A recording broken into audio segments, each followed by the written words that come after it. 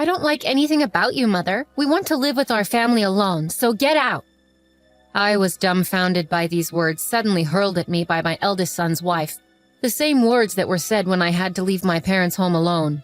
Now the anger surged in me at the thought of being driven out of this home as well. Well, I'll leave then, I declared and gathered my belongings to move out. That was the last straw. I swear I'll never forgive my oldest son's wife. It was time to put my plan into action. As a result, my daughter-in-law, my name is Sandra Clark, and I am turning 61 this year. Though I'm technically retired, I'm fortunate enough to still be working. Even though I'm still working, it's not like I'm going to the office every day. I drop in occasionally and attend meetings. But nowadays, many meetings are held remotely, and I'm working from home most of the time. My oldest son seems to have the wrong idea that I'm not working anymore. I became a widow in my 40s. Currently, I'm living with my oldest son and his wife. My parents' home is an old house just with a large property. It has its issues, but I really liked the place. That was the reason that made moving out difficult. I never had any financial difficulties in my life. Most of my late husband's insurance payout is still untouched. It's a lifestyle where there is no need to worry about my twilight years. Even though it seems like I'm leading a carefree life, I do have some worries. It's my oldest son's wife. Jessica, my son's wife, has a strong-willed personality and often clashes with me. This isn't something that just started recently. It started when she came to announce, "We're getting married." I can't forget the outfit she wore when she first came to introduce herself. She showed up in a tracksuit that she might have worn in high school. She said she wanted me to see her without any pretense, but I think it's an unthinkable act from a common-sense perspective. It might be too much to call it sophistry, but anyway, she's very argumentative. And on top of that, she's very articulate, which makes things difficult. I wondered why my oldest son chose her as his marriage partner. I found out later that Jessica was the one who approached my son. She may be outrageous, but she is beautiful. I think my naive and somewhat sheltered son was smitten by her. Even after they decided to get married, it was always the same story with her. If you put it kindly, she's not pretentious. If you put it harshly, she seems to lack common sense in her behavior. I really wanted to oppose their marriage, but I told myself that it's the marriage my son wished for and kept my patience. The result is what's happening now. My son didn't want to leave me alone in our family home, so he insisted we live together after the wedding. I had initially thought that Jessica would oppose, but it turned out that Jessica was also in favor of living together. The reason became clear shortly after we started living together. Jessica, however, never did the house chores and left everything to me. Cleaning, laundry, meal preparation, she left everything up to me. What's more, she was a full-time housewife. She quit the company she had been working for at the time of the marriage. Even though I don't have to go to work every day, I work remotely, so I have less free time than her. When I'm facing the computer for my job, Jessica would make comments belittling me, saying, "I'm just playing around." I used to brush it off with a laugh as it was too troublesome to argue every time. But it certainly irked me when it kept happening. "Jessica, you seem to have quite a bit of spare time. Could you help with the cleaning?" I tried asking this to Jessica, who was idly watching a TV drama. Jessica made a deeply disgusted face. She sighed exaggeratedly and said to me, "The reason I don't do housework is for your sake, Mother. Why don't you understand? It's sad that you can't appreciate my thoughtfulness." She brandished her unique theory and blamed me. According to Jessica, if she does the housework, it would deprive me of my only job. She says that if that happens, seniors become sedentary, which is unhealthy, and there's also a concern about dementia due to lack of stimulation. In other words, Jessica apparently lets me do the housework. Her ridiculous logic almost gave me a headache. "I agreed to live together to make sure you don't slack off, Mother." I was speechless and dumbfounded when she said that with a half smile. I really regret starting to live together. I regret every day that I could have avoided seeing things I didn't want to see if I had stayed separate. Doing housework while being watched by Jessica every day is nothing but agony. Reaching my limit, I decided to talk to my eldest son. It wasn't to complain about Jessica. I decided to move to an apartment where I could live alone. The house we're currently living in is old and has many level differences. I had hurt my back last year due to my age and deterioration, and there were many hard points for me. I talked to my son about the difficulty of living in this house, and I moved to an apartment. I felt like I had been driven out by Jessica, but I do not regret leaving. The new apartment is a rental.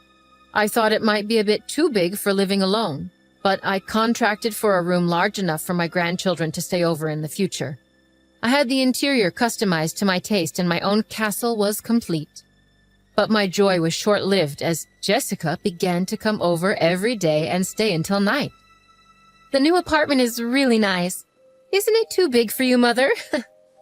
Jessica said, lounging on the living room couch. "Come on, Mother, come back to your old home and do the house chores. It's for your health and longevity."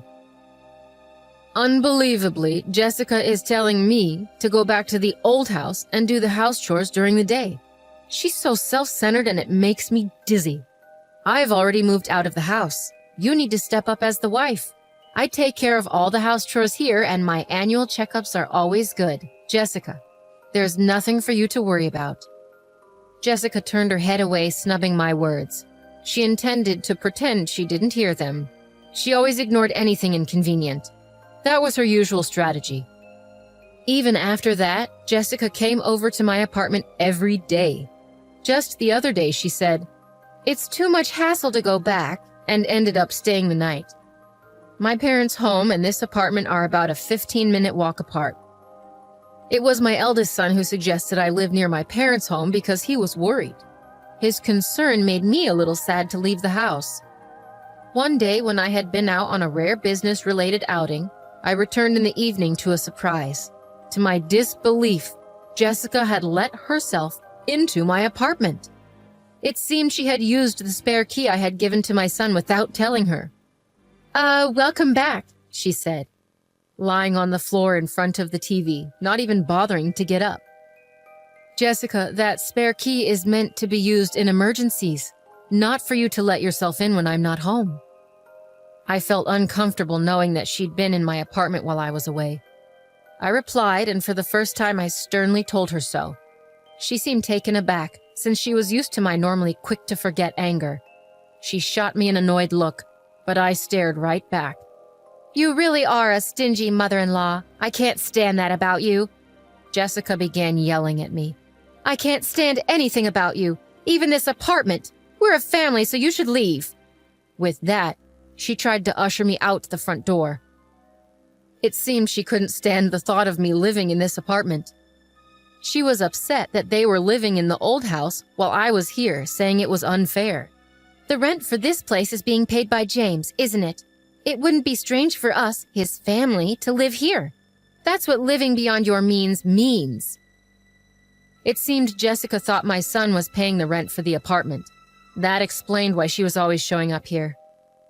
In her mind, the apartment should have been a place for her family to live. "All right, I will leave," I retorted, staring her down. I agreed to move my belongings out within 3 days. Jessica seemed skeptical, demanding I call a moving company in front of her. I immediately called a moving service from my smartphone and scheduled them to come in 2 days. As she left, satisfied, I watched her retreating figure and started formulating a plan. I moved out as promised. My new home was an apartment specifically for seniors. I decided to try it out for 2 weeks. I handed over the keys and lease documents to Jessica, asking for a change in the contract through the real estate agent to the landlord. As I've known the landlord for a long time, they were flexible and accommodating, which was a relief. My eldest son was furious with Jessica for kicking me out. He seems to be contemplating divorce, but Jessica doesn't seem to care. On the contrary, she appears to have started living alone in my apartment, declaring, "Well, then let's live separately." I can only marvel at how brazen she is. However, in 5 days, Jessica will come to know the truth. While I was working remotely, my phone began ringing repeatedly. The caller was Jessica. I had been anticipating this, so I had a recorder ready to record the conversation. I pressed the record button on the recorder and then answered the call. "Excuse me, Mother. What's the deal with the rent for this apartment? Why do I have to pay it? This isn't right." As soon as I picked up the phone, Jessica started ranting. I could tell that she was flustered.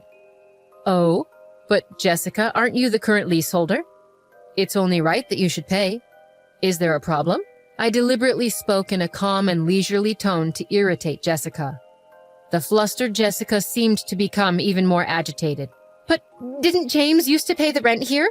We're not even divorced yet, so shouldn't James pay it? When Jessica told my eldest son about the rent issue, he told her that I knew the truth and that she should call me. In reality, there was never a time when my eldest son paid the rent. In fact, I had been financially assisting him. After retiring from my job, I stayed on at the company as a consultant. In addition to that, I have been working as an advisor in the industry, providing advice when requested and earning a decent salary. With my proven track record, I earned far more than my eldest son. I had been secretly helping my son as he was struggling due to Jessica's extravagant spending habits. So, it's a misunderstanding on your part, Jessica. Originally, I was the one paying the rent for that place. I didn't make James pay a dime. Jessica, who had been hoping to enjoy living separately in the new apartment, seemed shocked and taken aback. Jessica only said what she wanted to say before hanging up the phone. I immediately contacted my eldest son and let him listen to the recorded conversation. I've been putting up with it for a while too, but I'm at my limit. You feel the same, right? I'm aware that my son is worn out from repaying the debts that Jessica has accumulated. No matter how grown up my son may be, as a parent, I can't help but lend a hand. Even if people say I'm too soft, I believe it's natural as a parent. My son replied in a small voice, I'll divorce her. I'm tired too. Well, follow my instructions then. I told my son my plan and gave him instructions. I first asked him to take paid leave for about 3 days from today. I directed him to discreetly move out his important belongings without letting Jessica know. We don't want her noticing any large trucks as she might be hanging around nearby. I had told him to gradually move things out during the night. The location where the important belongings were moved was somewhere Jessica was unaware of. It was a single-family home that I had searched for as a final dwelling. In this way, the plan progressed secretly. Then 3 days later, there was another call from Jessica. She was much more flustered than the other day. What? What are you so flustered about? Just like the other day, I dealt with her in a deliberately relaxed tone. Jessica was overly anxious, almost in a state of panic. Mother, our house is up for sale and I got a call from my parents saying that my belongings have arrived at their house. What does that mean? Apparently, my eldest son had moved according to my instructions. He had sent Jessica's belongings to her parents' house and put up the house she lived in for sale, leaving it empty. The landlord told me that if I can't pay the rent, I should leave. I thought I should consult with James, and when I got home, there were chains and a padlock on the gate, and I couldn't get in. There's even a for sale sign up. Jessica was almost hysterical. She must have been surprised when she got home. I have already formally entered into a sales contract with the realtor. We can't get into that house anymore. Jessica, there are a few things I want to correct. I started off like that. Now is the time to vent all my built-up stress. Firstly, I'm no longer your mother-in-law, right? Yesterday, James should have filed for divorce. You signed it, didn't you? You and I are strangers now. Yesterday, my eldest son had submitted the divorce papers to the city office. It seems that the divorce papers were signed by Jessica a long time ago. Threatening to divorce if he didn't do as she said was apparently a habit of hers. My eldest son thought that one day Jessica would rehabilitate. She was the person he had loved enough to marry. When threatened with divorce, he had no choice but to give in, as he once told me. But it seems my eldest son has woken up. He signed his name on the divorce papers that were always used as a threat and submitted them. The divorce papers have been formally accepted. You always said to James that you could divorce any time. Aren't you satisfied now that things have gone your way, Jessica?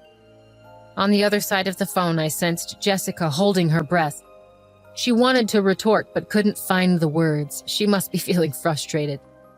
Besides, I'm worried about you. After divorce, you can't continue to live in that apartment without working, can you? And moving costs money too. It's tough. How did you even manage to pay this amount? I can't believe it. Jessica didn't hide her anger anymore. She yelled at me and continued to curse me. She said she married my son because my late husband left an inheritance. However, I manage all of the inheritance and she cannot move a penny of it. She screamed that nothing was going well despite marrying for the sake of repaying debts. Of course, I let my son listen to this conversation as well. If it came to a divorce settlement, the recording is what I was planning to submit as evidence.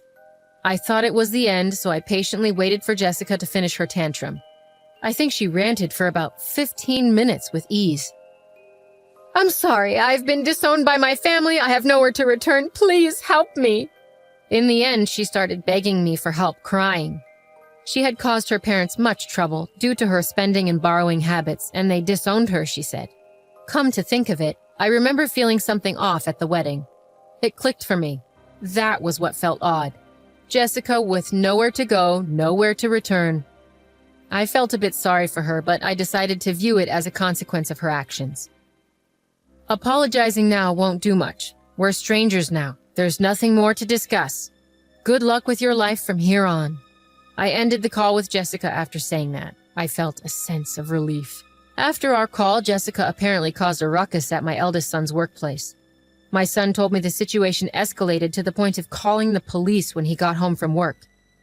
Jessica, who had been squatting at the apartment without paying rent, had her keys changed by the landlord while she was out. Apparently, she can't even get into her apartment now. She probably tried to reach out to me or my son, but we had canceled our cell phones and switched to new ones. We changed our numbers, too. I can only imagine the despair she felt upon finding she can't get through, no matter how many times she tries. We didn't tell her our new address either, so she can't contact us. After causing a scene at my son's company, she was issued a restraining order. With no other options, she seemed to have turned to her disowned family. When she returned home, she was met with a shocking scene. The luggage I had sent to her family home was left out in the rain in the backyard. She reportedly wasn't even allowed to step foot inside the house. The rent she had not paid for the apartment had been billed to her parents, probably adding fuel to their anger. I heard rumors that she is currently staying in an apartment rented by an organization that supports homeless people. Without the ability to spend as before, she seemed stressed. When I passed her on the street, I was stunned at how much her hair had turned white and how dry her skin looked. She had changed so much, I hardly recognized her at first. It made me realize just how much a change in living conditions can affect a person. I started a new life in the house I purchased with my late husband's inheritance. I bought a duplex so my son could remarry anytime he wanted. For now, my son joins me for dinner, but otherwise he takes care of his own things. I've come to think that this is just the right amount of distance. The money from the sale of my parents' home is saved for future needs. I plan to use it for my son and his future wife when they marry. Of course, I also need to keep some for any future grandchildren. I'm thinking of setting up the English garden I've always wanted in my new home. On days when I don't work, I go out into the garden and take care of the young trees and herbs. This new life filled with hope has become my daily routine.